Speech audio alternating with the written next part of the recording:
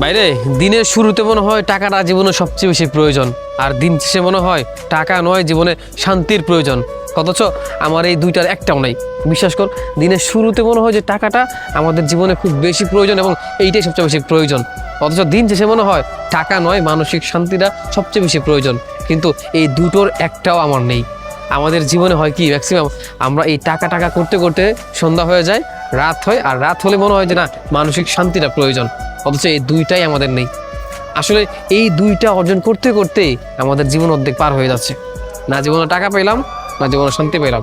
টাকা কামাতে গিয়ে শান্তিকে হারালাম, আর শান্তি খুঁজতে গিয়ে টাকাই পেলাম না। আসলে মন যদি নিজের শান্তিটা, নিজের মানসিক শান্তির কথা চিন্তা করি, তাহলে নিজের শখ আহ্লাদ, নিজের স্বপ্ন, নিজের সব কিছু ইচ্ছা পূরণ করতে হবে। আর সেটা করতে গেলে টাকা পয়সার প্রয়োজন হবে এবং সেই টাকা খরচ করতে হবে। অথচ সেই টাকা এখন কামাতে পারলাম না, যার কারণে দিন শেষে মানসিক শান্তিও পেলাম না। এই দুটোর একটাও আমাদের নেই। বিশ্বাস কর, এই টাকাও প্রয়োজন, শান্তিও প্রয়োজন, কিন্তু এই দুইটার একটাও আমাদের নেই।